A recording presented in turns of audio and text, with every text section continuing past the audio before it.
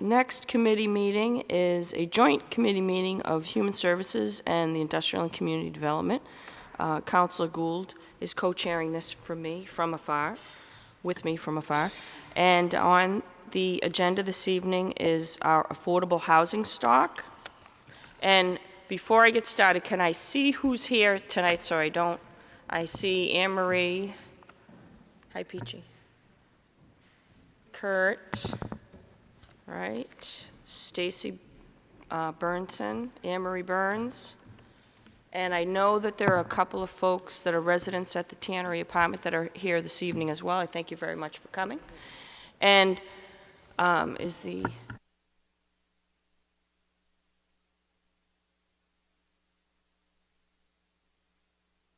Okay. Okay, all right. Okay, thank you. So what we'd like to talk about this evening is our affordable housing stock, what level towards our 10% criteria, where we're at, and what our plans are moving forward. And also what's important is there's a situation going on at the Tannery that I have a couple of folks that have more information on it, really to educate the council on what's going on, and they'll be able to present that information better than I, and that's why I wanted them to come so that I could learn more as well. But I think there are 239 units at the Tannery that go towards our affordable housing stock, and we're below 10% with those 239. And the Tannery, the owners, I think, have finished their 40-year loan, so their obligation to provide the affordable housing is coming to an end. They've met that, and now they're going to sell it. So I don't think that there has been a buyer, but that's the situation that we have. And if there is a buyer, the buyer may or may not continue. I think they have that option. This isn't my expertise. I'm hoping Anne Marie Burns or Kurt Bellavance could fill in and answer these questions. But questions there are, and it's very concerning. It's a large number, and that there are folks there that are very concerned, and they're in a situation where they don't know where they're going to go, where they can go, and what's available to them. So it's affecting individuals. There are faces to this situation, and it ties into the city moving forward in providing affordable housing, meeting our 10%, and not being at the mercy of developers because we don't meet our 10%. So there's a lot going on, and the situation that is going on at the Tannery with the potential change in ownership will affect all of that. So I thought it best that we all get involved in this, learn as much as we can, and work together moving forward to address all these issues because they're huge. So with that, maybe Kurt, who's best first? Kurt? Okay, and everyone, when you come up, if you could speak your name and your address and your position into the record. Thank you very much, all of you, for coming. Good evening. My name is Kurt Bellavance. I'm the Director of Community Development for the City of Peabody. Thank you for inviting me here this evening. Just to update in regards to our subsidized housing inventory, which is a list of affordable housing that's kept by DHCD. We're short by roughly 162 units. So right now, based on a 2010 census, we have 22,135 housing units. Out of those number of units, we have 251 that are considered affordable and are on that list. So we need 2,213, so it makes about 162 that we're short on that. And Councilman Manning was correct. There is, I believe, 239 units at the Tannery ones that would count towards that list. So just to kind of get everybody updated on that. The other item that you had brought up was the Tannery complex selling. So we did receive a letter, I believe it was March 12th, from the tannery, or from DHCD, stating that I'll just pull it out, make sure I get the right one here in front. Correct, that was from the Department of Housing and Community Development. So we did receive that letter kind of informing us that the owners of the Tannery 1 apartments was interested in selling that property. DHCD basically said this is the process that they go through. They're responsible for managing that. Anytime you have a housing project that it was subsidized by financial dollars. And as Councilor Manning said, it was about 40 years had gone by when basically they paid off their note in regards to any affordable restrictions that they would have on the property. But part of that deal was that they had to go through DHCD through this 40T process in order to sell the property. So that notice, that letter that we got, basically said that they provide the community with 5 eligible entities that would be in position to purchase the property. Those are 5 entities that have already been pre-approved by DHCD, so they're on a list that DHCD keeps and verifies and updates regularly. I guess in order to get on that list, they have to have experience with publicly assisted housing. They've been past rehabilitation of occupied multifamily housing.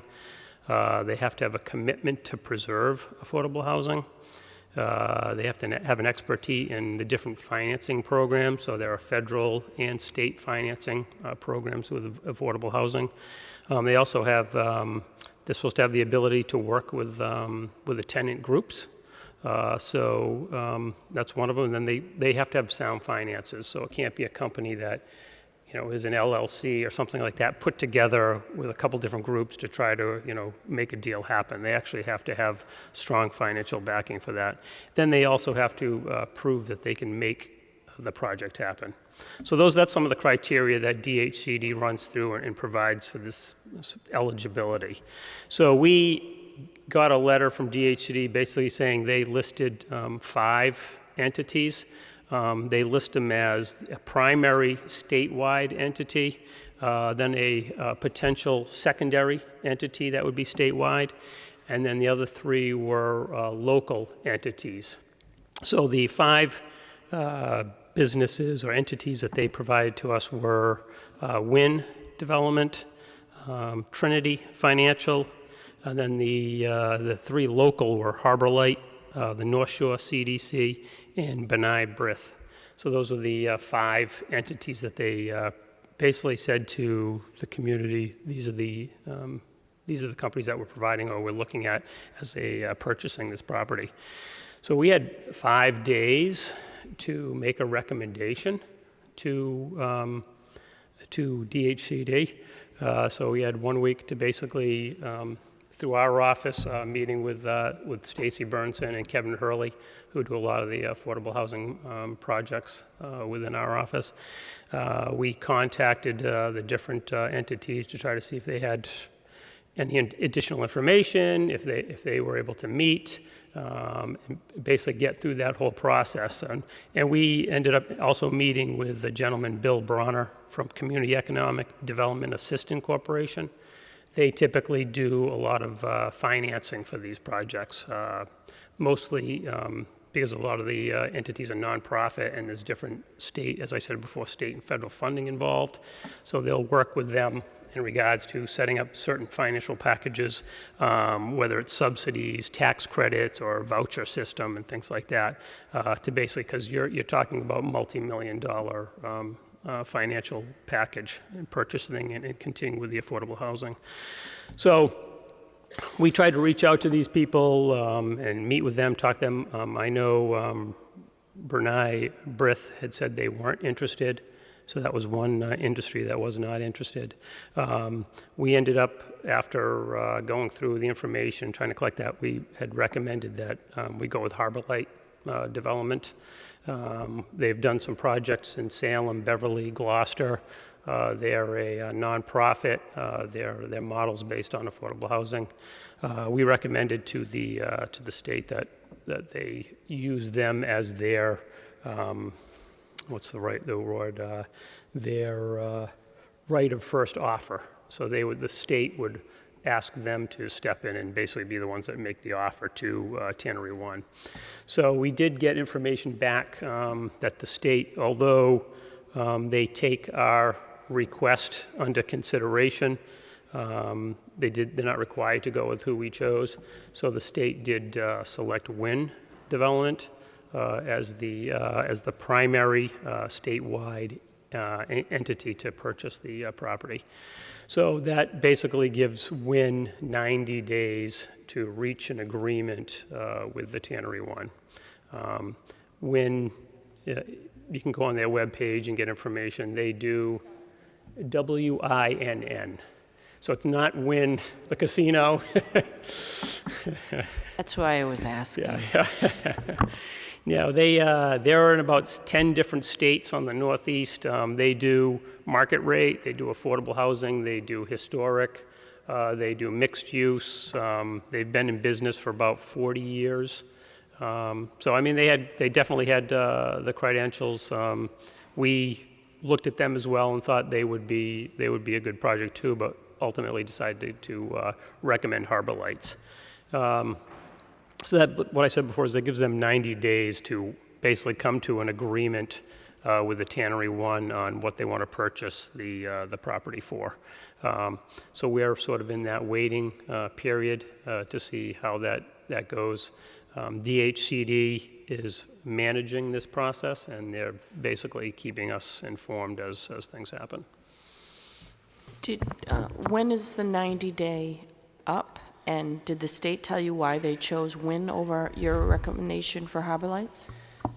I believe they had stated their background. They had the capability of taking on such a large project, and that Harbor Lights had not done a project this big in the past. I'm not sure. I'm trying to think of what the notice date was. Did you have the notice?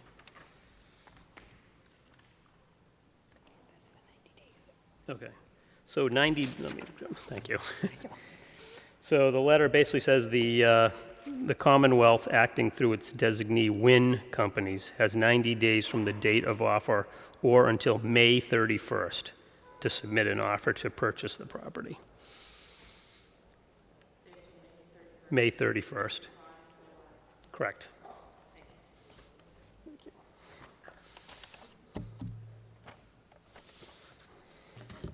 You all set to take questions, Kurt? Yeah, sure. Okay, Yeah. great. Council Gould? Thank you, Madam Chairman. Kurt, you threw a lot at us. Can we back up for a second? Sure. So the number of units that are categorized as affordable currently, did you say that there is not a requirement to keep that same number of units as affordable? Or did I not understand correctly? And if that's the case, if they no longer have to keep it affordable, what recourse do we have?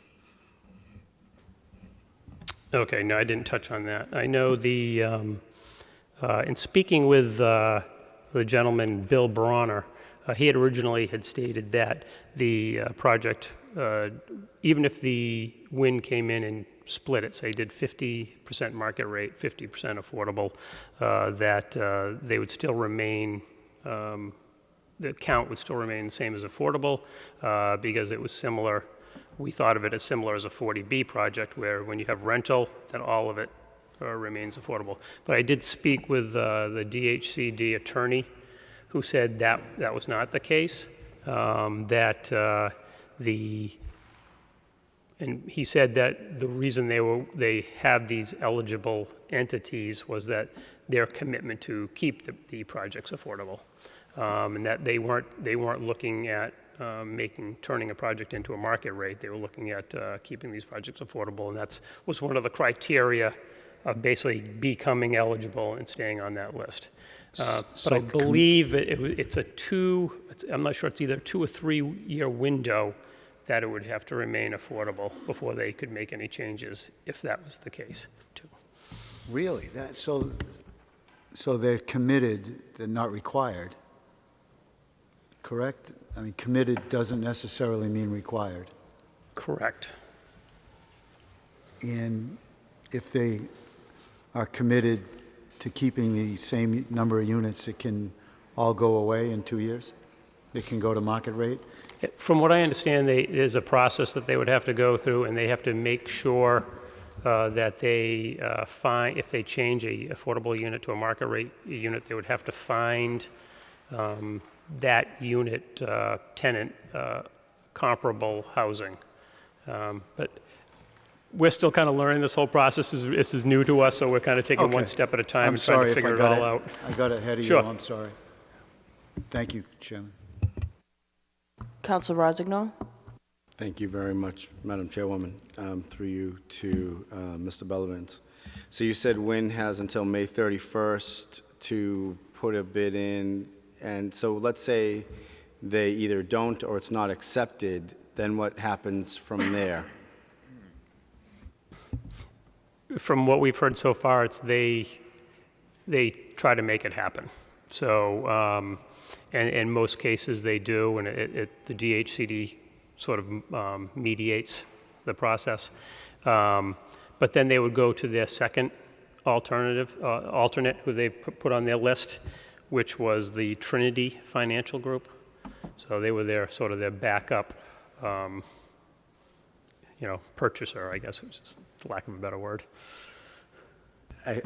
Sorry, I find it odd that your recommendation wasn't heeded with the state for a first choice, not even a second choice. So that concerns me a little bit when you have the state making the decisions and not necessarily taking your recommendations to heart. Okay, thank you.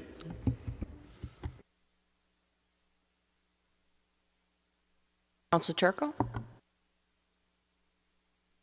Thank you.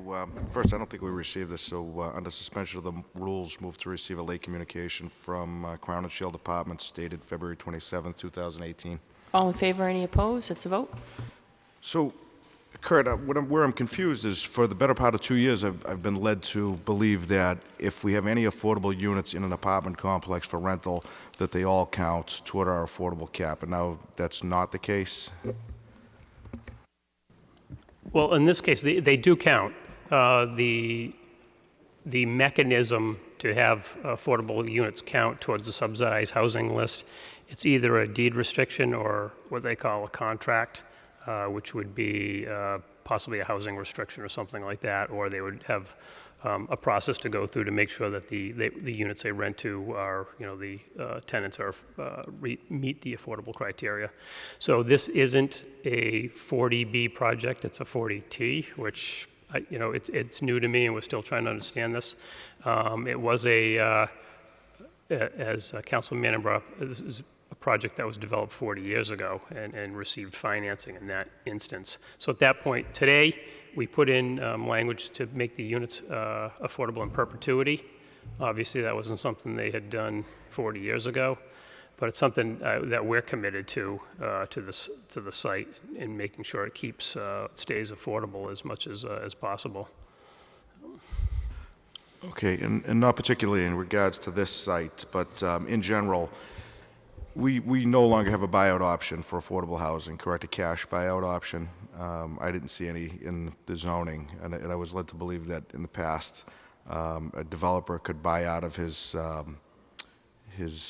obligation to provide affordable housing. And I'm hopeful that we don't offer it, but I'm asking you if we do. Correct. Right. We don't have that option anymore. Correct. Right. So, as Ms. Burnson had said, it was eliminated in the 2012 zoning revision, so we did have a buyout option, and we do have funding in place, so the developers that did commit or put money into the buyout fund, there is money available so that we could use For example, on the Tannery 1 apartment, if we were looking to make sure that units stayed affordable, that was some funding that we could commit towards that project. So that's the intention of that funding, is to work with projects to make sure that they would either stay affordable or would become affordable. Thank you. So, McGinn? Thank you, Madam Chairman.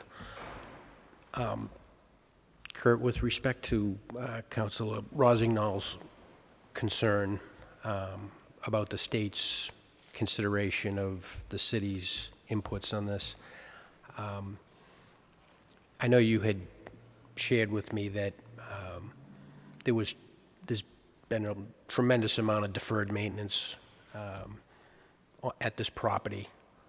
And my understanding is that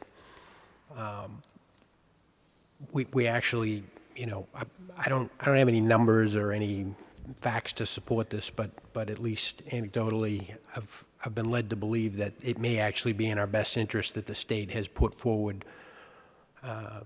the entities that have the deepest pockets here, because each unit in that building needs substantial upgrades, and it may be beyond the financial bandwidth of the local entities that the city identified. And I'm not sure the city was fully aware of that when they made that recommendation in that very compressed 5-day time frame. That's hard to take all that into account. So, and I just want you to confirm that I understood that correctly, Mr. Bellavance.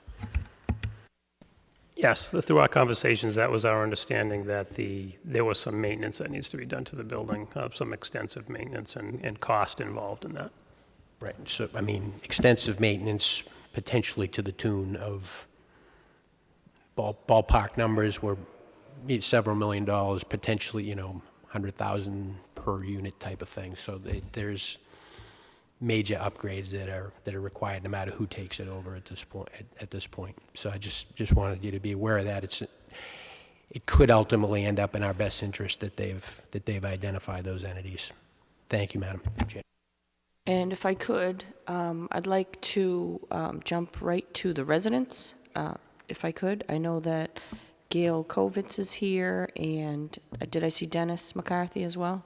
They are residents. So would both of you or either of you like to come up and speak and just, give us a resident's perspective of the situation?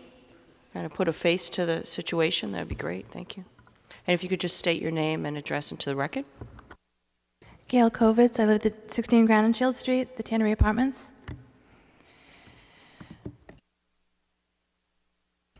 Okay. I've never done this before, so please bear with me.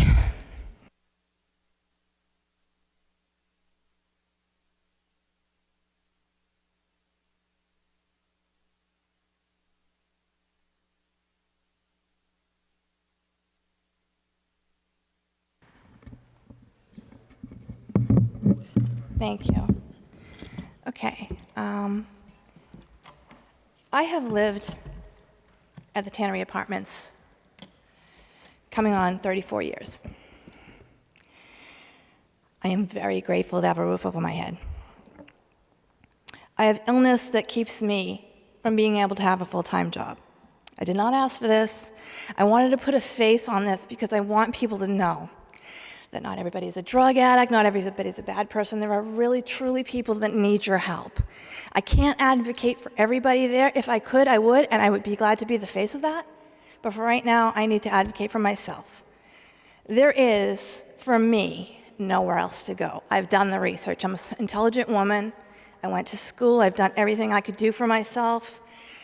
I know that the time is, crunching down. I've spoken with people at Mass Housing about buying this because I knew that there was just a 90-day thing. They laughed at me, literally laughed at me, said, we're not buying that.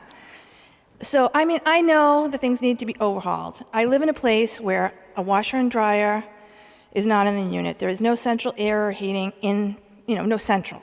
There's obviously an air conditioner and heating. No dishwasher in the unit. I don't care. I am very grateful, once again, to have a roof over my head in a city that's wonderful and safe.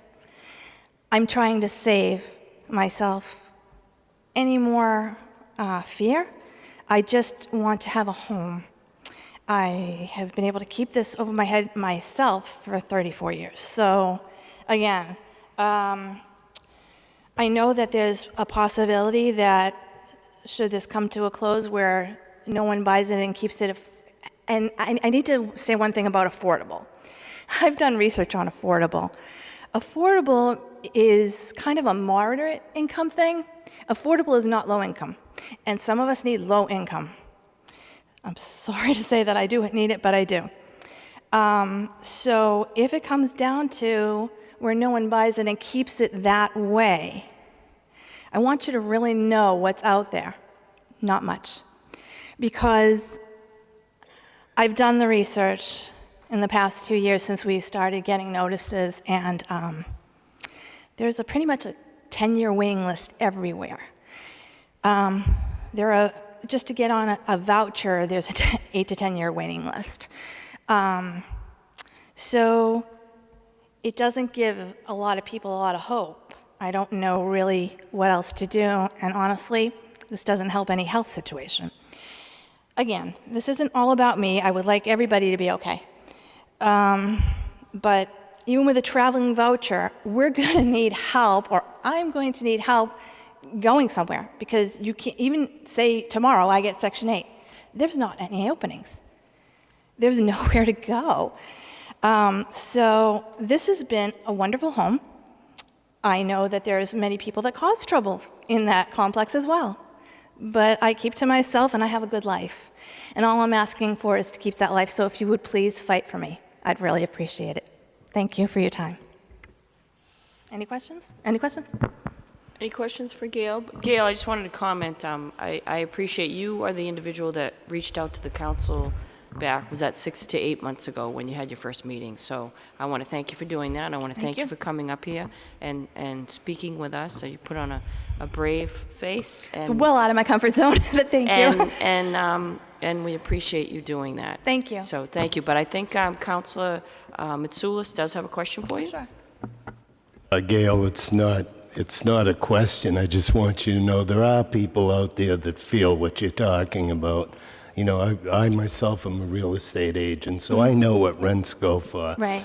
And I've always said, I've said this years ago, and I'll say it now, I don't know what affordable housing is, because the costs that they consider affordable, your average worker can't afford what's going on today. That's affordable. I mean, That's what people. That's why I have to be careful with the terminology. It's totally out of whack, and I'm going back 30 years ago. I want to ask Kurt something here. I was on the council 30 years ago, and we were talking about meeting the 10%. We didn't meet it 30 years ago, and we haven't met it yet. Okay, Right. and we're talking being short 162 units, and if you add on the 239, you're over 400 units we're going to be short. My question is, okay, we're short 400 units. Kurt, can you tell us what happens? If you don't mind. You know, I mean, what are we looking at being short 400 units? So what was the question again? Well, we're 162 units right now, short of the 10%. Correct. If we lose the tannery, we'll be over 400 units short. What happens? You know, what does the state do to us, or what are the repercussions here? Are we looking at the fear of 40B coming here? You know, what is it we're... Well, I mean, we've got to meet 10%. If we meet the 10%, then what's the reward for that? What do we get? We don't meet the 10%. You know, what's the punishment we get? So, well, right, it wouldn't change anything, because right now we're not at 10%. So whether we're at 9.3% or 7%, we're Right. still in the same position. So basically, that allows developers to come in and basically file what's called a comprehensive permit, or 40B. 40B, which we know, right. which basically overrides zoning, so it allows them to go in areas very that we aware of may that. not have zoned for housing. Okay. So, Okay, so I guess that's my question. So that's our fear, okay, that we're going to be looking at 40B. That's been brought up in my ward many times, and I've got to educate myself on 40B, and I'll tell you why. Because there have been rumors of certain parcels in my ward of threats of 40B if we didn't do this, okay? You know, and then I did a little research, and I think this is where we have to be educated. 40B is not a simple thing to do. First of all, you got to have the required land. You've got to go through this process. It's not a simple thing. It's a pretty huge thing to do. And I don't think that, I'm talking about one parcel that was in my ward that that the rumor was 40B was going to go in there. Well, first of all, when I did the research, they never had enough land to do a 40B to begin with, you know? So, I mean, there's just so much that goes along with this that I think at some point I'd like to see you, who knows all about this, come before the council and explain the process of going through a 40B, who's eligible, who's not eligible, so that we as councilors could educate the people who ask us about this. You know. Thank you, Yeah. Counselor. Thank you, Kurt. Excellent. Basically, Counselor, if we don't meet our 10%, which we have never met our 10%, then the developers hold the cards. So we need to make so just to break it down as simply as possible. So that's why we want to make our 10%, which is interesting because this evening we'll be talking about this again later in the evening. But next, Counselor Gravel. I'll defer my question and let Dennis, who's been standing there patiently. Yep. Get We up have and another speak. resident. Dennis, if you could put your name into the record and address. Thank you. I know in the past you've really had trouble with these and so forth, so on. So my name is Dennis McCarthy, 15 Crown and Shield Street, number 201. I am a resident at the smallest building over at the tannery. Now, I've been in the city for over 30 years, living in different places in the city of Peabody. I call Peabody home. I also work in this great city, so. And I want to thank the council to hold this special meeting, and also to you, Ann, for putting this on the issues. Yes, there's a serious issue about housing all around the state, especially here in Peabody, especially 40B. I'll tell you this, I pay full market value. Over the last 3 years, I've seen a jump in my rent for about maybe $60 to $70 a year. With the way the economy is coming back, and again, the latest things are happening in, my personal life, I see that I'm not going to be able in the future to even buy a place here in Peabody or rent a place if this continues. I've spoken to a lot of my neighbors in the N building, which we call over at 15, and they think they're going with this new company, they're going to be thrown out. No 40B housing, no 40A, whatever you want to call it, and they think that they're going to be out, out on the streets. So there needs to be a little more education on that to the residents down at the Crown and Shield. Also, the biggest thing is that I don't get all the information of what goes on. I was brought to this to life when I finally got that final notice. And yes, I was one of the ones here who sent that message. And I think, Dave, you got that message. I hand-delivered it to Dave, so, because I was watching the city council meeting, and that's how I learned about both of you on the committees and so forth, so on. But, I want to get my point out. I want to find out what's going on in this great city because I have made an investment for the city. A long time ago, I was a member of a community service organization, and surely if everything works all right back, I will be helping you out on the community service aspect of this great city. I take pride in it. I love being here, and what you have done, keep up the great work. Thank you all. Thank you very much, Dennis. Councilor Gravel. Thank you, Dennis. And if I could have Kurt Bellavance, please. So I just have a couple of quick questions because that point has been made a couple of times. What constitutes affordable in terms of as compared to market? What are the rates and how do those change and how are those reflected? Well, basically what's considered affordable is, good, you got the chart. It's basically 80% of median income. So, for example, for example, a household size of one person, it would be 80% is a salary of $57,900. For a household size of, say, three, then you're looking at $74,450. So it's affordable it's So a that's salary for a lot of people. and that's the income standard to qualify to be able to be in affordable? That's correct. But how do they structure the rent? We just heard two people tell us about the rent. What constitutes an affordable rent in this city? So, for example, they'll listen under this chart that we get. It's produced by HUD. For example, a one-bedroom of 80% would be $1,447. So that would be the monthly rent, which if you wanted to go and look at a lower income level, say a moderate income level, and you're looking at 50%, you're talking about $905 a month. So there's a difference on what salaries you make and what you would qualify for. So there's moderate, there's low income, and I might forget the other category, but so there's different categories that you would fall under depending on what the subsidy was.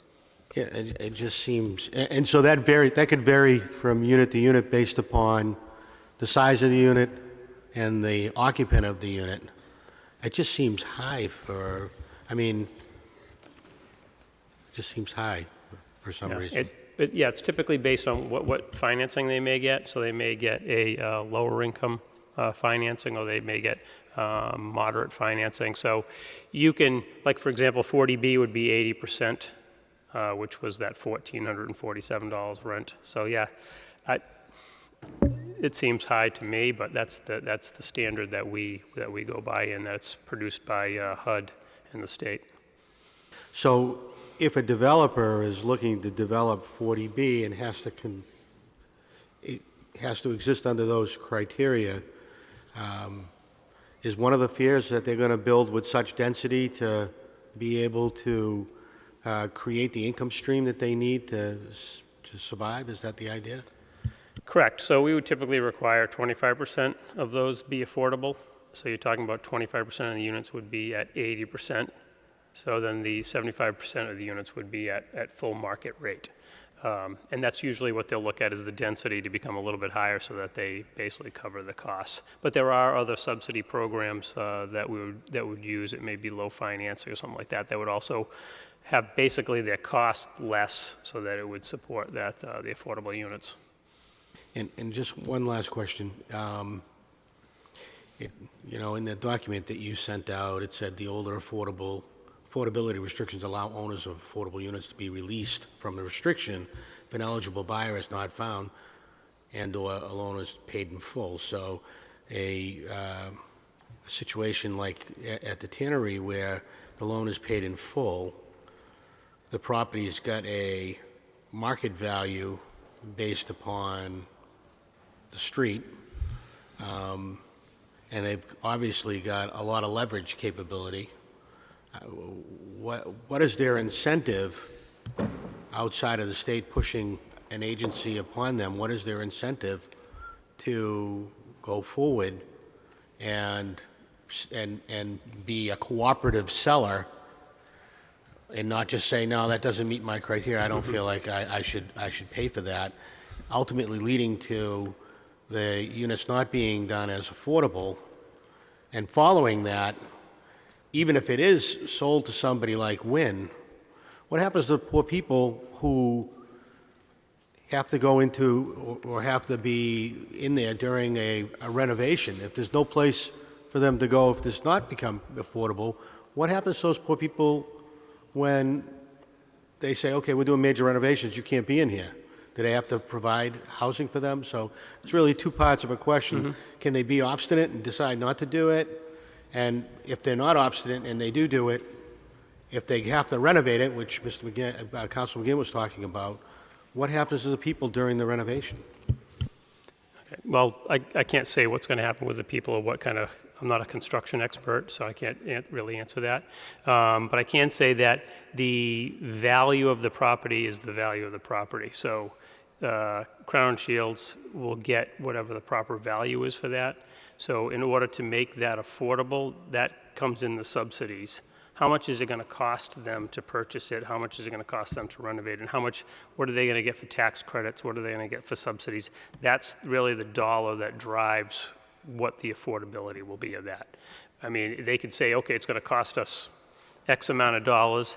Is DHCD going to provide some low financing packages? Is the city going to provide community preservation funds to help out? There are going to be other agencies that can provide funding to get to that number where you can look at, 50% affordable, 75% affordable, whatever that is. So that's on the back end. So the value of the property it's going to be the value of the property. It's how they then finance it and go forward constructing and renovating. Do you happen to know what the value is of that property? I don't. Okay. But if I just want to make sure I understand it, because it plays into thought process here, is that if that is let's say it was $4 million, the owner is going to get whatever the street value is, the $4 million. They're out, new companies in, and the way they're offsetting the street value is through subsidized loans, low interest loans, Yep. that would Tax incent them credits. to Yep. create the affordable housing units again. Correct. Okay, thank you. Thank you, Counselor. Counselor Sasslaw? Thank you. I showed up a little bit late, so excuse me if I ask this question, but I do want to go back to the number of units that we have and what we're off, because I don't think from what I see that, as far as a community, that we're that far off meeting where we need to be. I guess today we're approximately 170 units short of 40B. Is that correct? Or 169? Is that the number I heard? 162. 162. And the concern is if we lose the tannery, it could go up to 400 approximately. If you add the additional 239. So what I understand and what I want to understand is, I know right now we have a friendly 40B that's going up by the owner of Sonic. And that's a rental building, and because it's 60 units, Yep. and it's a rental building, all 60 of those units will count towards the affordable housing stock, correct? Correct, yep. Okay. And for clarification, if someone builds another apartment building, those units, I guess the question I want to be clear on is if you build condos and sell them, and it's 100, we'll use the word of 100. If you build 100 condos, 20 would count, 80 were for sale, so our housing stock would only go up 20 affordable, correct? Correct. That's, the zoning board has the right to negotiate what that is, but the minimum would be 20%, correct. Okay. And but if we build an apartment building of 100, another apartment building of 100, those 100 units, it would be, even though only 20% are affordable, we still get credit for 100, correct? Correct. So for rental, we count all the units, whether they're affordable or not. For home ownership, we just count the affordable homeowners. So if we're at 162 and we have 60 at Sonic, and I know there's some activity going down at Oak Street, we're certainly, for the first time from what I see, really within striking distance as far as the community, if maybe one or two more projects come into fruition. Is that a fair statement? That's a fair statement, yes. Okay. And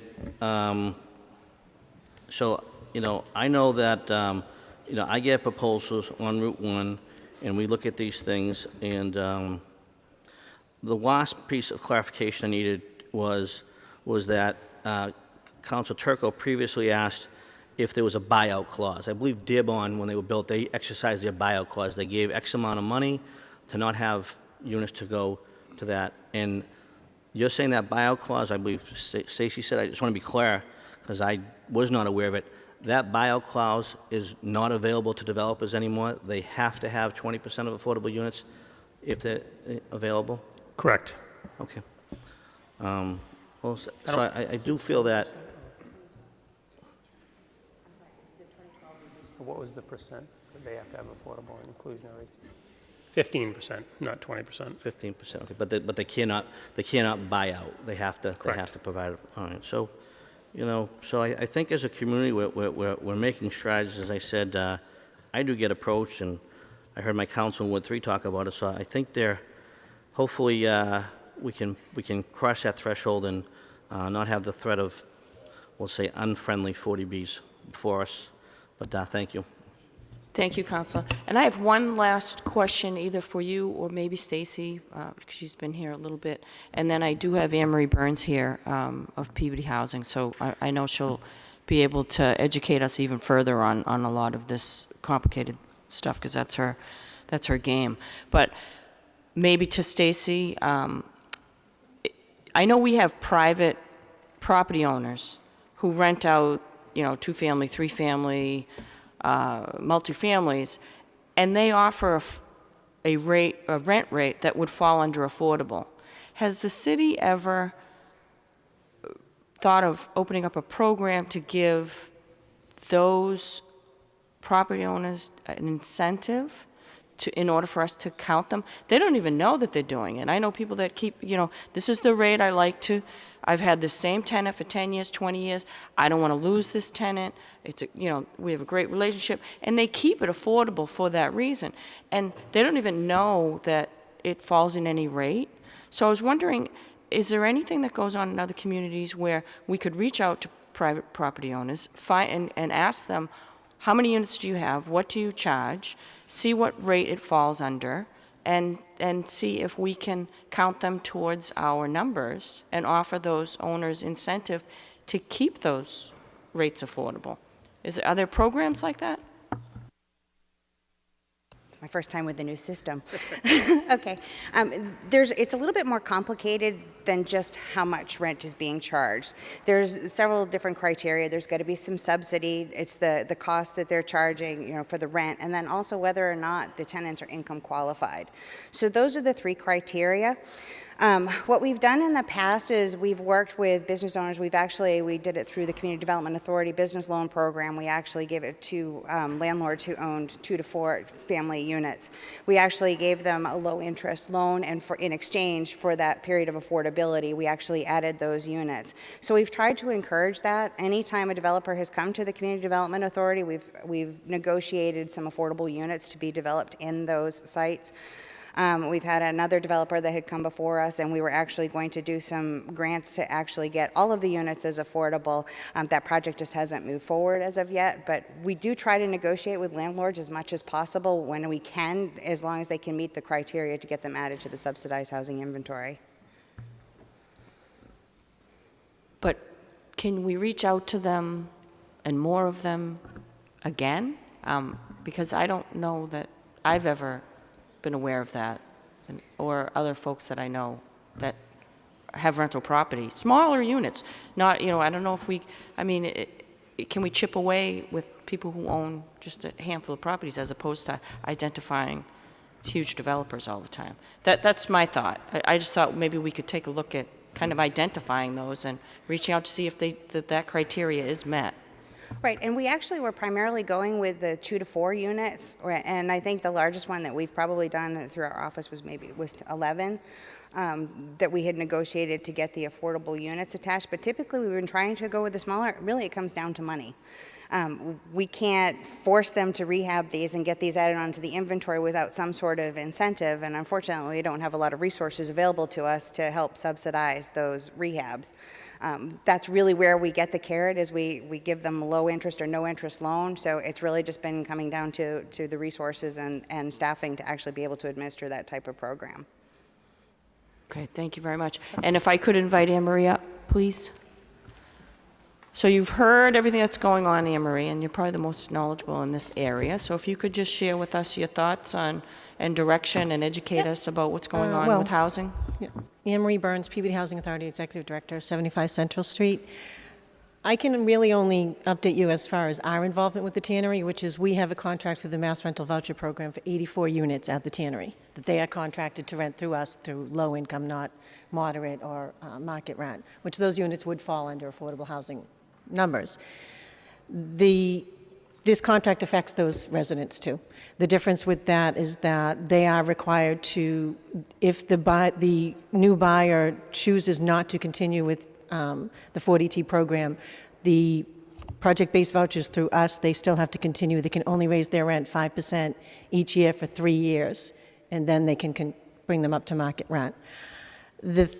What you do need to understand about this as far as there being a buyer, that's actually a good thing, because the tannery did have the right to be able to keep the building under the same ownership, and they could have just put every unit at market rent over attrition time, of course, everything like that. The fact that there is a buyer interested and working with Mass Housing and DHCD really looks good for the future of keeping this building an affordable housing program. So that is their goal. That is the goal of Mass Housing. That is the goal of DHCD.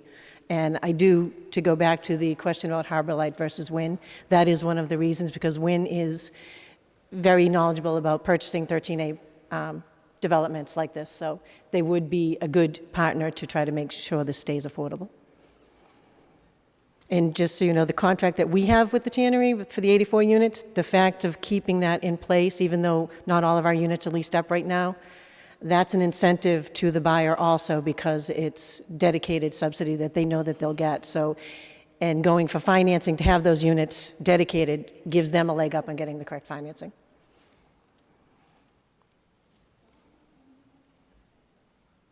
Questions for Anne Marie? Yes, Councilor Turco.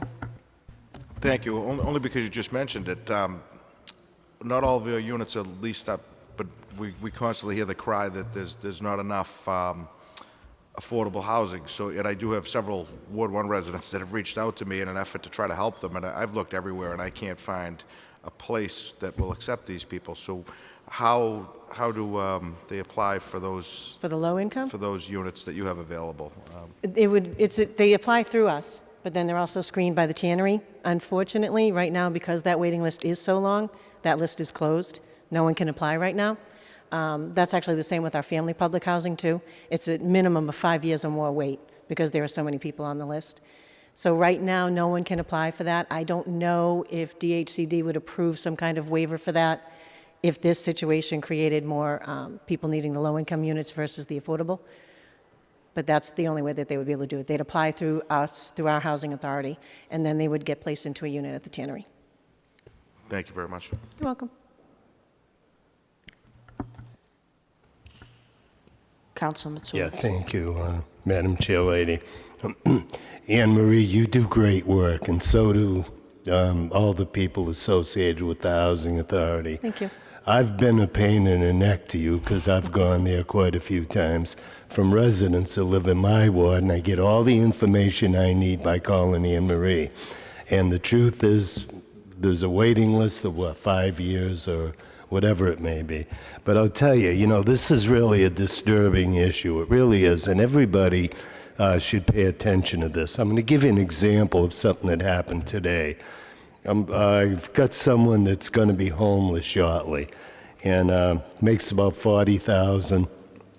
There's not many units out there for rent, and the minute they go up for rent, they're gone.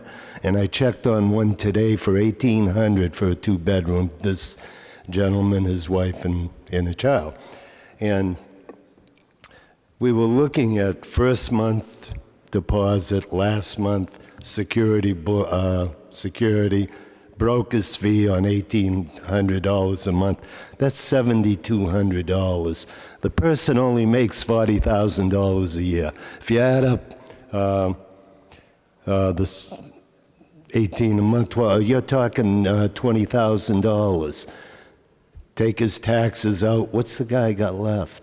The average person is not making $100,000, believe me when I tell you. The average person living in my ward's probably making $30,000, $35,000, $40,000. And then he's got the wife working, the kids working, and everyone's pitching in just to pay rent. And that is a pretty sad thing. When my father bought his house, He raised 9 kids in that house. And you know something? It was a 3-family, and we lived on the bottom floor for nothing. That is not reality today, you know? Reality today is that these investors own these homes, and the rents have just gotten out of sight. And I don't have an answer for this, I really don't. But I have the compassion to feel for the young lady that was up before you and that spoke, and Dennis, and I see this every day. It's really sad, it really is. You know, and is there anything we can do about it? I really don't know, you know. But I just wanted my feelings known. Yeah, thank you. Okay, well, thank you very much, Anne Marie, Stacy, Kurt, and our 2 residents. I appreciate very much you coming up and sharing your situation. And thank you to my counselors. This was a very good meeting, and it's an important subject for the residents, the future of the city, and pretty much all across the state. So we'll just stay on it. And Kurt, maybe we can meet again, and Tim, after the May 31st, and you can give us an update of where we're at after that May 31st date falls. Thank you. Motion to adjourn? All in favor? Any opposed? It's a vote.